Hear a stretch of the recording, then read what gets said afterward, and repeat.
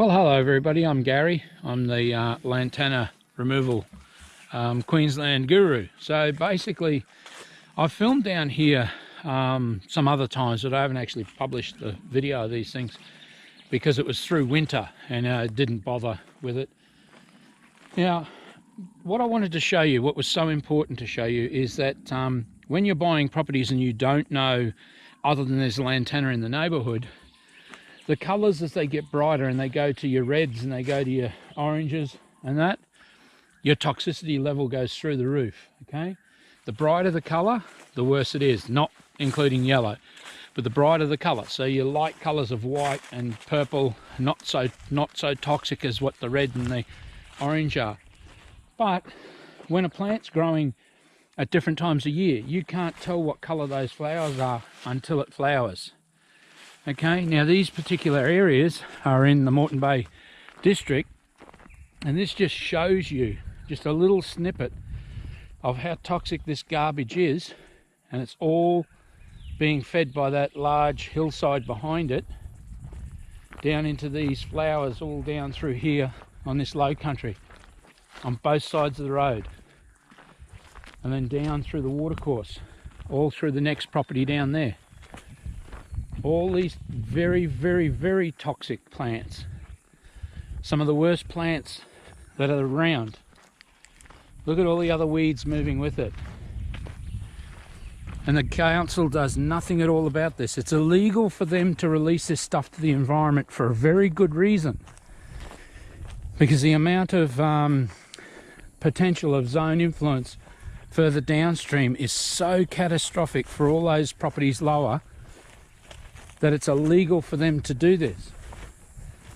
And yet they do it all over the place. Now have a look at the colour on these guys here. And this is all breeding downstream. All intertwined. All feeding this creek system. This is the reason why the biosecurity document said that you could not release this material to the environment.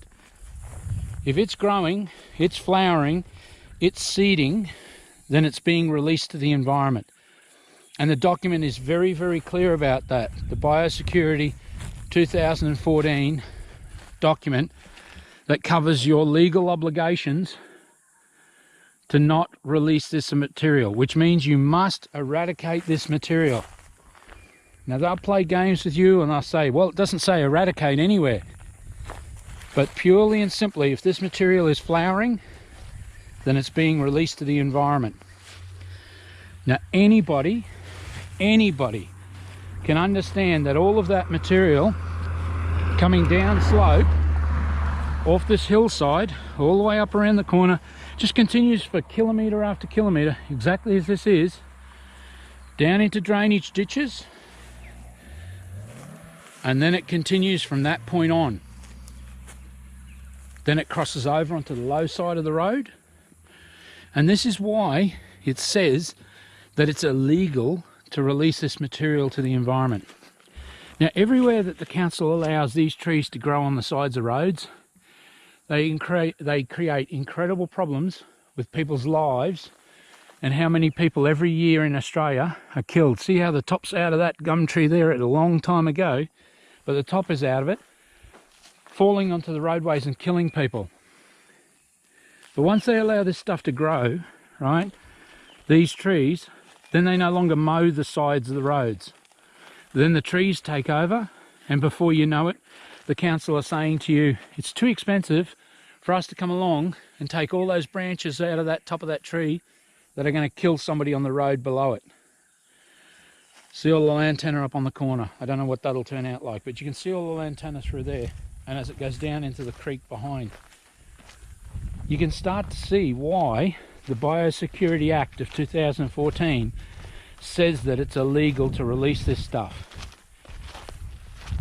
Right? And that's in the environment. That's onto anybody else's property. That's off your property. That's to release it to the environment. You have a look at how it's in the watercourse. And they say, well, that's okay. I can tell you something about this material too. Nobody's done any studies to bother with this, but I'm telling you, I've seen that many pools where lantana is on both sides of the road, and pools like that, they're poisonous. I'll guarantee it. You look at that watercourse, and there are no tracks around that watercourse showing anything's been down to drink out of that. And I'll tell you now, I guarantee it's toxic. I've seen it so often, and I've seen it much more coloured than that, and much more obvious that it is a deadly cocktail. But obviously the animals know enough not to drink out of it. Look at the colours there, in those colours. So these are the worst of the plants, flourishing in the watercourse, flourishing downstream. Everywhere where there's less maintenance or less usage of the land, these materials take over, then they climb these trees and they kill the trees. But when they allow the trees to grow closer and closer to the sides of the roads, they stop the maintenance. They stop any ability to really be able to maintain things at a cost-effective level. Have a look at that. All along here, you'll find only one spot where there's something's gone through this here. See this here? Something has used that as a rat run. Can you imagine something coming blasting out of that to cross the road? Can you imagine that? What hope does anybody have when it comes out of there at 20 miles an hour or so to get across that road? And they wonder why animals get killed when this stuff takes over. And the density grows and the rat runs get less and less and less. The access for animals to thoroughfare from one side of the road to the other gets to be nil. And then the council spend hundreds of thousands of dollars to put in a stupid rope ladder over the top of a road where cleaning the lantana would have been a minuscule amount of that price. Look at all the weed structure all through this environment with all of this lantana through there. And you look at it down there as it gets closer to that watercourse. See, it's fed by a hillside up there. So it gets really good moisture down into this hillside here. That's why the grasses even look much, much better here. Okay, so this is why we fight so hard to bring this to people's attention. Because when you buy a property, you can't tell what colour the lantana is. But the toxicity level of the lantana goes up so dramatically within these colours of these flowers. And that's something that you really want to pay attention to, because it affects how bad the toxicity is going to be to any animals that you have on your property, including Australian wildlife. Look at it all down through there. And this is a watercourse on the side of the road. This is council responsibility for the whole of this footpath and all of this creek. And this is what Moreton Bay Regional Council turn a blind eye to all of the time. And it's what we battle all of the time. You look at the scum and the scale on this water here. I've seen it so often when this lantana is dropping its leaves into these watercourses. It turns them into stagnant, poisonous ponds. And nobody cares, and nobody does anything about it. And the councils just keep on moving on. I don't know whether this will show that scale on that water, but that water is such a milky, milky colour. I tell you, I wouldn't want anything drinking that stuff. Look at it up there, the slime and slurry on top of that water is just incredible. It's like a soup. And I've seen it so often when this lantana is dropping its leaves in that water, the toxicity that it would normally suppress the plants with underneath it is channeled into the water. And a very unhealthy environment comes from that. But nothing gets through this stuff. Okay, just little tiny rat runs every now and then, about every couple of 100 meters in this country. But there's nothing there. Nothing's changing the leaf structure It's only where those little corridors go through and the animals cross the road at a great deal of speed. But look at the flowers on this stuff here, ready to drop, ready to turn to seeding and drop seeds. And with where they are in this watercourse, they will seed many times year round. With the hillside that's behind it, flourishing this stuff, each time it gets 25 millimeters of rain or so, it'll reseed again. So you'll get 3,600 seeds or more per year out of these sorts of plants in this sort of environment. And the council leaves them year round. I've been going past this stuff for many years now, and every season it's the same story.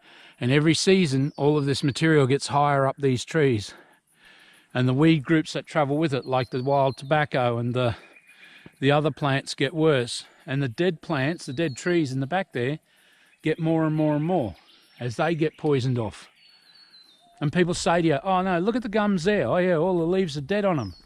Yeah, no, gums grow in this stuff. Absolutely ridiculous what people say. The only thing green on that gum tree there, that little spindly one that's dying, is actually a vine that's growing on top of the tree. All the brown leaves are actually the tree's leaves that are dead.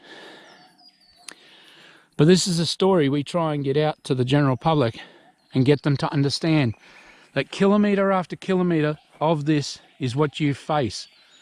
And for tens of kilometres downstream in low country like this, not high country, low country like this is affected by these infestations. And we fight endlessly to try and get people to understand that once you buy the property, they have all sorts of different rules and regulations that you can't even tend to your property and protect these things. Look at it climbing in those trees there and starting to work its way up. You'll find that cockspur and cat's claw will show up very soon. Hey everybody, here we are again. We're having another little fly in the drone. Just going to have a fly over this watercourse. I wanted to show you this at a different time of year, because one of the things that's very important for you to see is when it's in bloom, it makes it much easier for me to be able to show you the edges of the roads and then how this material is being fed water off that edge of that road and how it affects the blooming. But what you really want to see about this stuff here is the appalling situation that this is actually a watercourse. So like you saw those seeds floating in one of my other videos, you can actually physically see how devastating it is. This is about 30 kilometres of this material through this watercourse in national parks lands, right on the side of the road that everybody on weekends goes for their rides and their motorbikes and goes for a ride out there, and none of them notice this stuff and the level of the devastation. It is really, really an important thing for us to get to the general public, to understand that trusting our government with relations to our heritage and our agriculture and our environment is an absolute mistake. They know very well that this material propagates downstream, and they know very, very well how much land has already been lost to this, and yet there is zero budget to do anything about Lantana. Your Prime Minister, your Premiers, all of these people, agricultural ministers, Attorney Generals are aware of the illegal activities of the councils in releasing this material to the environment, which is what it says in the Biosecurity Act. This material cannot be released into the environment. Well, you have a look at these plants, and I said once before that it's 3,600 seeds. It's 3,600 plants per plant is actually what it is, per year. And they're living in these watercourses. Every time they get 25 millimeters of rain off that side of that road on a floodplain, this is a floodplain, this is. See, it's right up on that other side of that road, that creek there, for miles up as far as you can see, and all through both sides of this watercourse. All the wild tobacco, all the cockspur, all of these materials all travelling downstream together. When you have a water source like about 30 kilometres of this stuff, the zone of influence further up is just monumental. And when the birds eat these seeds, These seeds under the Children's Health document say that it's killed people in Australia. It's on record as killing people in Australia. Then when the birds eat these seeds, what do you think happens to them? So the birds eating the seeds and then flying them up to the tops of the hills all die.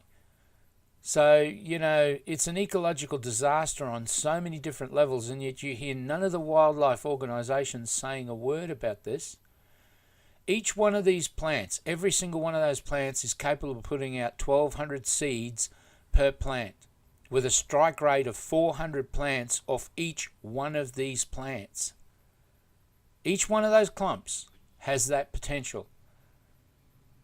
You start to get some sort of an idea of why I desperately try to get people to understand what the councils and the national parks. This is all national parks lands and all council lands down the sides of this road. So between those two individual organisations, both of them are acting illegally, and the state and federal government do nothing at all about it. And yet they know that they're operating illegally. But see, while they don't ask for the funding, while they don't represent you, the people, because that's what's supposed to happen. The council is supposed to go, oh my goodness, we're in a lot of trouble. We don't have the funds to deal with this. They are responsible to go to the state and federal government and requisition the money to deal with the issue. So what is the cover-up between the state government and the federal government and the councils, that the councils are being completely negligent to their constituents, to their ratepayers, in not seeking the funding to deal with these issues before they are this level? You know, we have an enormous bill to pay, and we will pay it. There's no chance that we can ignore these materials like the government is making out, because quite simply, this material is coming to us. We don't have to go anywhere else. We don't have to worry about it. This is closing in on us, even in suburbia. And what that means in suburbia, it means that it's collapsing the wildlife. And this is why in Sanford and Dayborough and Mount Mee, and look, the list goes on, in Mount Tarambarine and all over the country, our wildlife is being decimated. Our endangered species are going to be the normal species and the ones that eat these seeds. And in good times, when there's good feed around, you know, there are certain things won't eat it, like the cattle. But you look at the grasses there, there's next to no grass left.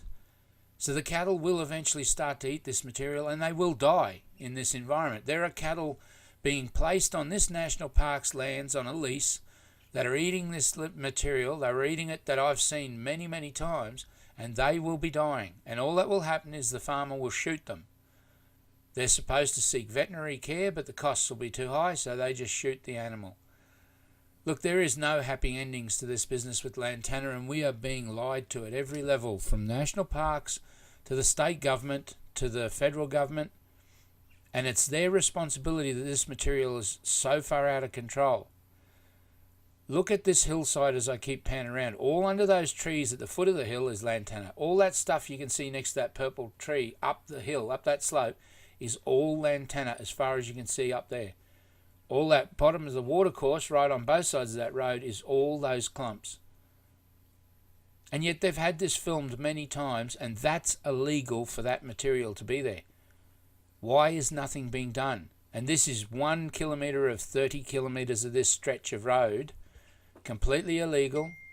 And then you see the stuff that I filmed out at the Lockyer Valley, and you see the hillsides there that are just complete Lantana. There's no other foliage on them. And they say we're doing nothing. There is zero policies in Lantana in our country today. The only section of the government that is actually doing anything at all is land care.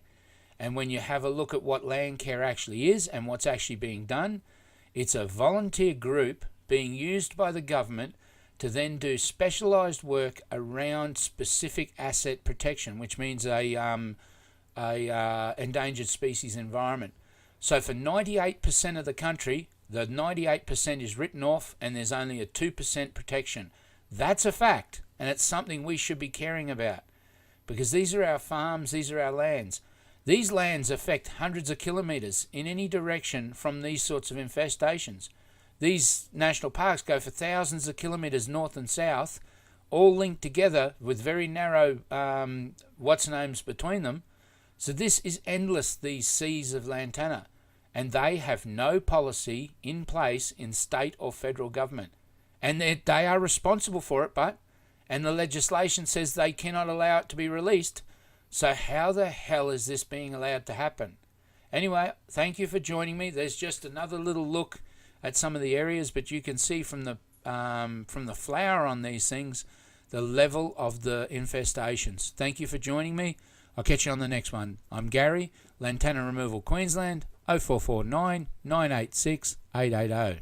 Bye-bye.